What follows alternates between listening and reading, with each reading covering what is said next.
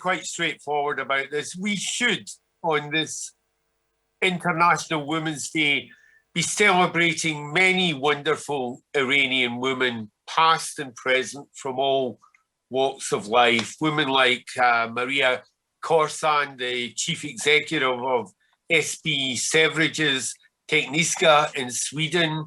Women like Sarah Safari, the professor, engineer and mountain climber who's done so much to champion education for girls in Nepal, or the late poet Parvin Estasami. But sadly, today, Iran is not a place that celebrates women, not for their contribution, the contribution they make to science, culture, film, writing, poetry, law, or human rights.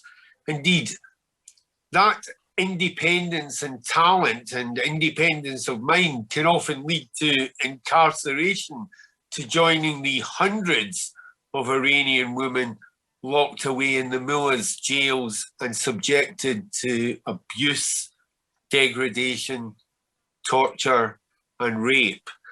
Take the case of Saba Cord Afshari, imprisoned in the quarantine section of Karchak Women's Prison. She was sentenced to 15 years on national security charges for removing her hijab in public as part of a campaign for women's rights. Like so many others, this 22-year-old woman's family say she has been denied much needed medical treatment. Another woman transferred to Karjak is Nazreen Sotoudeh, a human rights lawyer who was sentenced to 30 years for the same so-called national security offences. National security offences seem to mean speaking out against and challenging the regime. And of course, we've seen today the vile psychological torture being perpetrated on dual national Nazanin Zaghari Ratcliffe, who should at this very moment be at home in London with her child. The Iranian authorities have no respect for their own people or citizens of other countries. In Saravan, the Revolutionary Guards, the real power in Iran, recently opened fire on innocent demonstrators.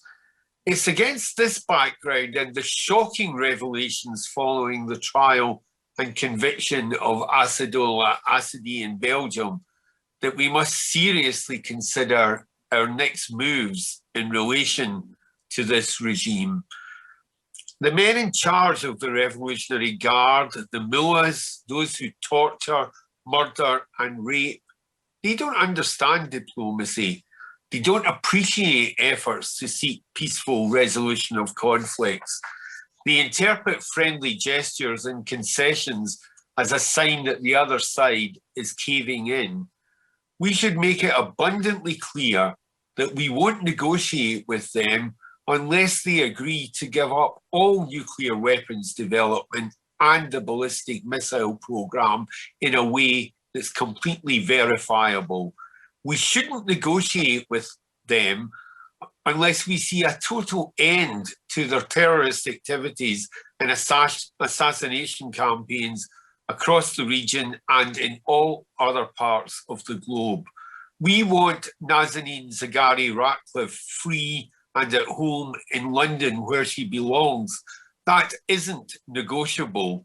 And we shouldn't negotiate with them until there's a complete end to the false imprisonments, the hostage taking, the execution, the rape, torture and murder.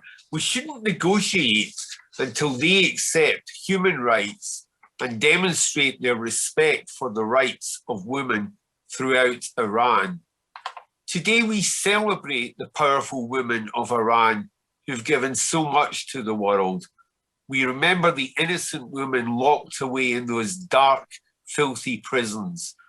We salute the brave women who won't be silenced, and we praise the leadership of you, Madam Rajavi, and the hope you bring to so many that a better future is possible.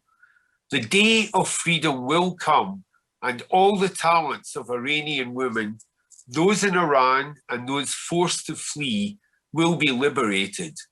We look forward to that day. Thank you.